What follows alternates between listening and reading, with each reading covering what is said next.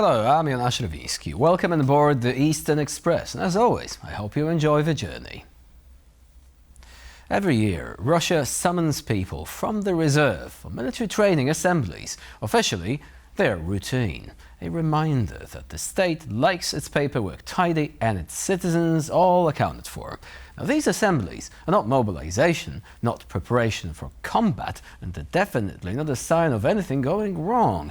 At least, that's how they're described in law and repeated in official statements. But in 2026, these routine assemblies are happening in a country at war, facing rising casualties, stalled offensives, and a mobilization system that failed to deliver what the Kremlin promised. Suddenly, millions of people are to be reminded that being in reserve is not a passive status. That is why we're breaking down what military assemblies really are, who can be called up, what it means for the war effort, all this stuff. So without further ado, let's take a look at our latest report to find out more.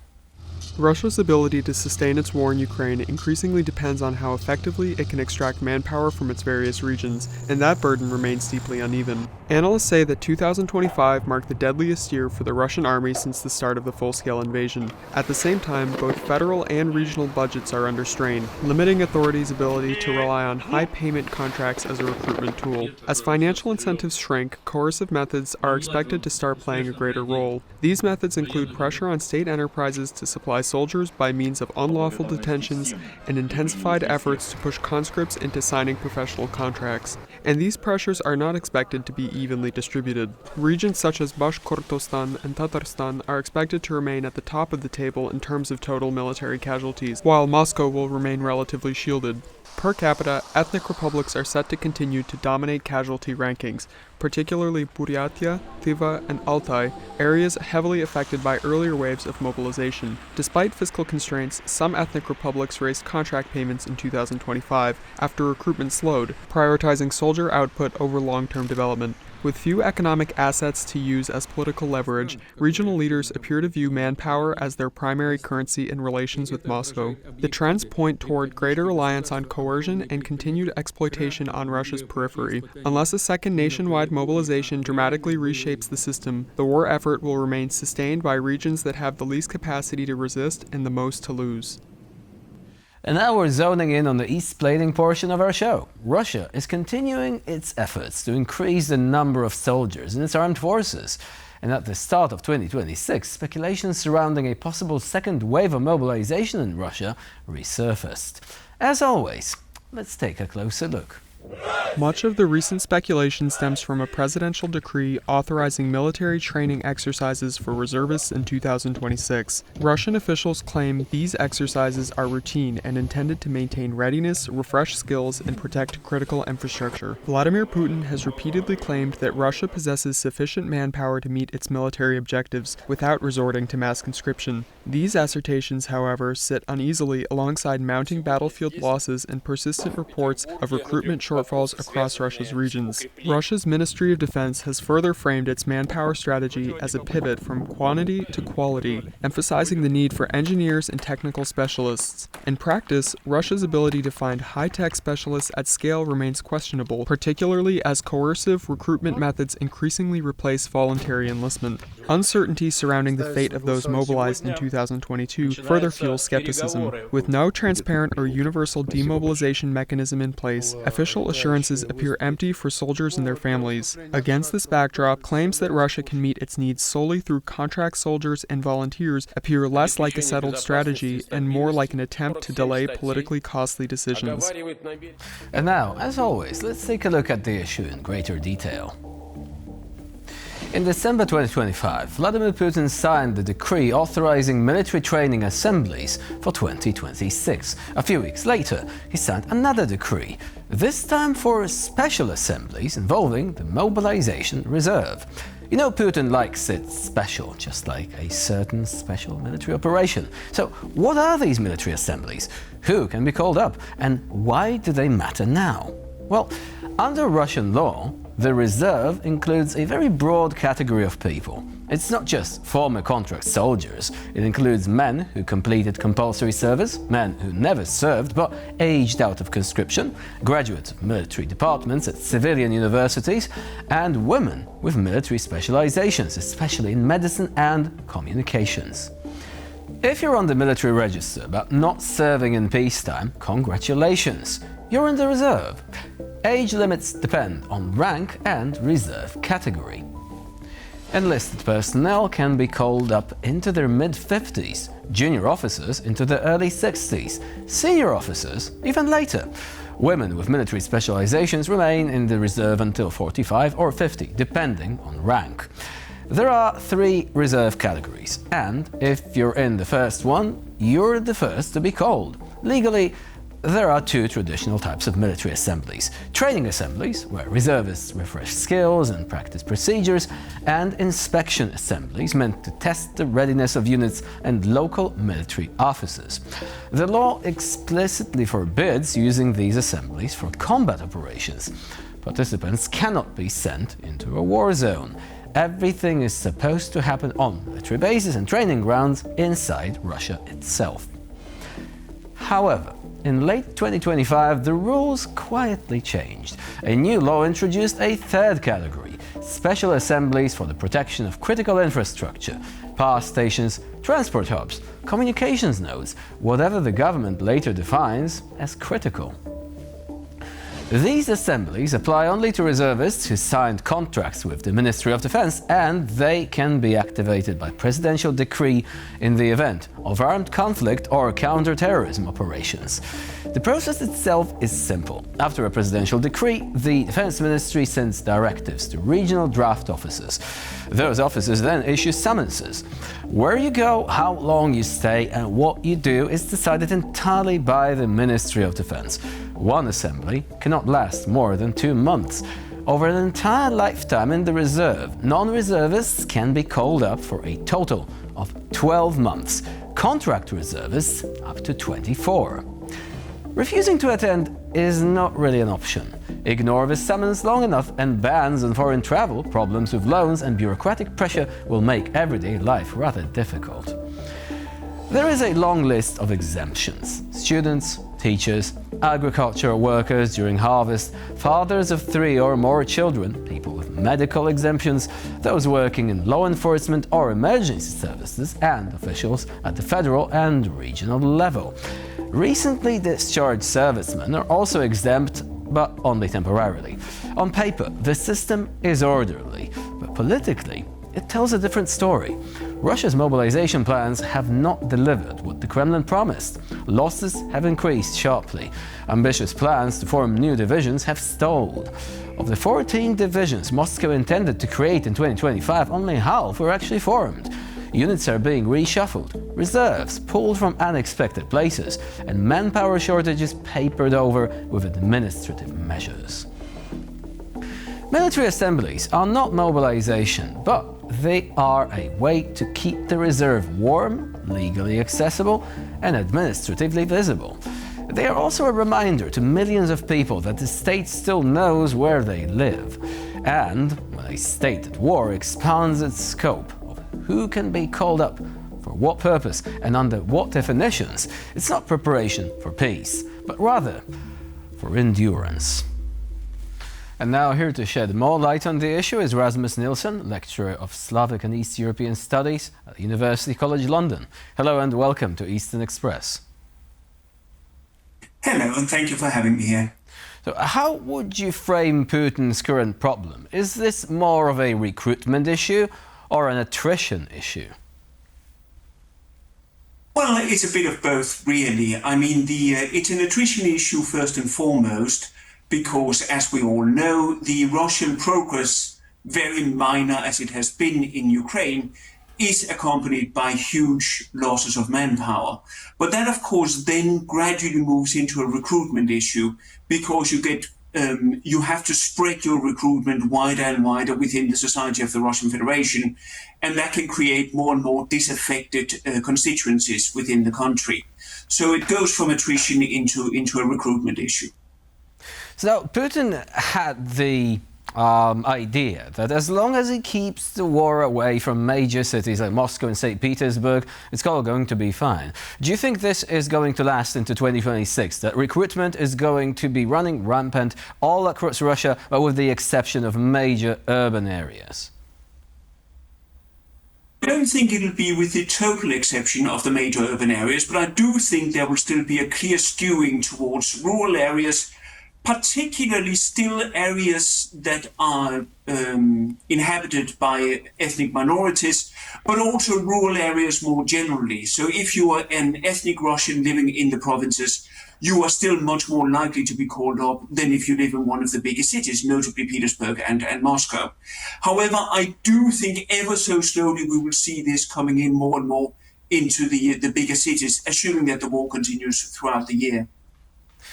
So now, one of the issues has been the question of not willing to engage in full-scale mobilization. That would be unpopular. Putin wants to avoid this. But it doesn't stop him from searching for loopholes. One of these apparently has been these military training programs. What can you say about these, and especially about the latest initiative to have people participating in them being directed, reservists especially, towards providing air defense for major sites of national interest, such as, for example, oil refineries or factories. How is this really going to work? Well, I mean, militarily speaking, it might not go very well if people are not properly trained, but you're absolutely right. An initiative like what you're mentioning here, and also what's being done with conscripts, what's being done with the population more generally, shows a lot of different ways in which the Russian regime, is trying to get its population more and more involved in militarily significant actions, even if they don't necessarily put them at the battlefield. To give you another example, you can, for instance, in theory still, at times, say if you give proper warning in advance and so on, that you do not wish to be anywhere, that you do not wish to be going to the normal combat troops, even as a conscript. You don't want to be with the normal conscripts training with them. But if you do that, you can still be sent all over the country to serve the state in other ways. That means, for instance, you could be sent into territories which have been taken from Ukraine in what we recognize here as Eastern Ukraine, but what the Russian Federation recognizes as part of its countries. So there are so many different ways in which individual Russians, younger Russians in particular, but not exclusively, can be pulled in. Now, I think that serves two purposes. One of them certainly has to do with trying to, serve up manpower and get manpower in for areas that would otherwise be understaffed, say, for instance, protection of oil refineries and so on. But another way is trying to make the country, the population as a whole, used to this militarization, used to this idea that the individual life matters less than the military fortunes of the country. So it's trying to get people used not just for participating in this war, but for a reconfiguration of the Russian states, if you like, of the purpose of the Russian state in the longer haul. This has been going on for quite a while with Russian state propaganda. And what you're describing now, what I'm talking about, are simply the latest steps in that direction. So even assuming that people will be gripped by this patriotic zeal and will be willing to engage in the defense of the motherland, it's probably unlikely that any of those trainees or even reservists would be able to operate a sophisticated air defense missile system, for example. So what would these people be doing there? Would they be perhaps engaged in engineering tasks, installing some sort of, safety nets or structures on oil tanks or something like this, or perhaps using simple weapons like machine guns trying to down drones? How would it work in practical terms? Because this is something that has not really been elaborated upon by the Russians, obviously. It's a very interesting issue, though. It is, absolutely. I mean, in an ideal world, from the side of the, from the point of view of the Russian regime, in an ideal world, of course, you would have people sent to, say, oil refineries who were trained engineers, who had this sort of weapon experience and so on. But if you haven't got these people, and if you haven't got the organized system to send the right people to the right places, and by all accounts, the Russian regime doesn't really have that system up and running, then it becomes a matter of, what matters here is not the result, it's the process. it's getting people involved again. So you might send people there partly to show the Russian population, look, we're doing something. We're using all the resources that our country, our allegedly great country has in order to protect our, say, infrastructure and so on. So it's partly to show the non-mobilized population that the state is doing something, even if that something isn't that impressive in practice. But it's also in order, again, to get people drafted into this military thinking and military cycles, if you like. Once you've got them guarding a refinery, you can start pushing them through various means, legal or extra-legal, if you like, to try and get them into more combat-oriented roles. The moment you've got them there, you've got them under control. So the big fear from the Russian regime is that a lot of young people in particular will again try to move away from conscription, move away from the war economy and from the war system to try, for instance, to move abroad or just hide within the Russian Federation. If you start getting them to any position, even if it's a position, say, guarding an oil refinery, where they can't do much good in and of it themselves, they are still in the system. The state knows where they are. The state can therefore direct them more easily, perhaps to more frontline positions. That would at least be my thinking behind it. So in parallel to all this, we've also seen quite recently footage of foreign mercenaries, mostly from Africa, being treated with contempt or even violence by the Russians. We had one man who had a landmine strapped to his body and most likely told to engage the enemy in that way. Do you think this is an isolated incident, or does it tell us more about the way the Russians are approaching the question of not just recruiting foreign troops, but also their position within the Russian military structures? Oh, I think it absolutely does. I mean, a couple of things to say here. First of all, we know that even, if you like, Russian treatment of ethnic Russian soldiers has been appalling for a long time. This seems even more appalling, of course, and there is definitely a solid degree of racism within the Russian armed forces. So I can't imagine that the situation you describe here is isolated, although it does seem very extreme. Having said that and going beyond that, there is also, I think, interestingly, in cases like this old, if you like, almost colonial fallacy, thinking that, well, mercenaries or people coming to work for us, coming from so-called lesser countries, from the global south, if you like, they don't really have any agency. So we can treat them however we wish. We can barbarize them, in effect. We can throw them into the front line, and they are just expendable cannon fodder. Well, unfortunately for the Russian state, stories like what you've just described, of course, go back to, say, sub-Saharan Africa, where local populations are beginning to realize, even among groups that might otherwise see, working for the Russians as a reasonable way to earn an income, they are beginning to realize that that might actually be a very, very bad idea. We saw that previously as well with, and still see it, with soldiers, mercenaries from Central Asia, who have started realizing that maybe going to fight for the Russians is not a very good idea. So I think in several ways is this going to hit the Russians, partly because you're going to get less and less motivated foreign mercenaries, certainly in those sort of low-paid frontline roles. But you're also going to get fewer and fewer people willing to sign up, because if you're, say, sitting in the Sahel or somewhere like that, and you hear about stories like this, you might just find somewhere else where you could better go. There are plenty of options, after all, for mercenaries to work within Africa. And you might just think, well, going to work for the Russians isn't really worth my time. So it's really, as so often when the Russian military does things, it is somewhat self-defeating. One quick question. What other source of military personnel could Putin be trying to tap into, apart from foreign fighters, apart from actually, using recruits and luring them into the military with payments? Do you see, for example, any sort of compulsory service within certain groups within Russia coming into play once again, like using convicts?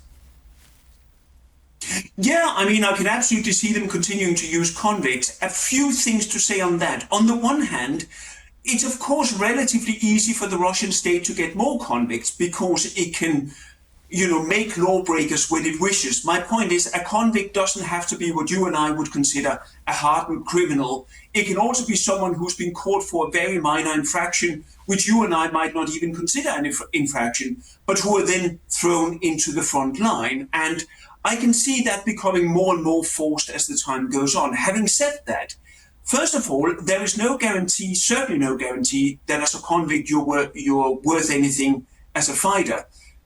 Second of all, there might be a problem trusting people, not only at the front, but also, as we've seen, when they go home. So we've had a number of horrible cases where people who were convicted for quite serious crimes, murders, rapes, and so on, were allowed to have their sentence significantly reduced or commuted by being sent to the front line for half a year, and then, if they survived, going back and in many cases committing crimes again in Russia. What I'm trying to say is also, from the Russian state's point of view, even if it doesn't necessarily care much about the ordinary Russians' security and livelihood, it is a concern, and it has to be a concern for the Russian state, if it trains a lot of hardened convicts in frontline combat and then lets them loose back into Russian society with that training and experience. That can only damage the cohesion of the Russian Federation in the months and years to come. Rasmus Nielsen was our guest today here on TVP World. Thank you very much for joining us and for sharing your insight and expertise. Thank you for inviting me. And now we move on to the Eastern News Flash, a series of all the other stories from the East that you really don't want to miss. Slovakia's top leadership has publicly closed the door on any further military financial involvement in Ukraine, maintaining a hardline stance on the limited extent of its support for its war-torn neighbor. On January 10th, Slovakia's three highest-ranking officials, President Peter Pellegrini, Prime Minister Robert Fico, and Parliament Speaker Richard Raši, held a meeting in Bratislava which, alongside other topics, concerned the Slovakian position on Ukraine. The leaders confirmed that Slovakia will not provide further military aid to Ukraine, send troops, or participate in guarantees for a proposed European Commission loan. While reaffirming Slovakia's commitment to EU membership, Fico warned of instability within the bloc and called for a more sovereign national approach. For years, Belarus and Venezuela presented their relationship to the world as a strategic partnership built on political affinity and mutual economic benefit. Behind the rhetoric, however, the alliance rested on unpaid oil deliveries, stalled projects, and ambitions that never translated into lasting results. Minsk and Caracas long portrayed themselves as close partners outside the post-Soviet space, with Belarusian leader Alexander Lukashenko openly praising Venezuela's Nicolas Maduro. In practice, cooperation centered almost entirely on oil shipments from the early 2010s. At the time, Belarus received more than 9 million tons of Venezuelan crude oil, a significant portion of which remains unpaid for, leaving billions of dollars in unresolved obligations. As Venezuela's economic collapse and sanctions deepened in the mid-2010s, joint projects stalled, and trade volumes shrank to negligible levels. Today, most initiatives are frozen, signaling that the partnership functioned more as a political gesture than a sustainable economic alliance. And for this episode of Eastern Express, it's the end of the line. Please stay with us here on TVP World for more latest news and updates. I'm Jonasz Rewińskiwe. Bye for now.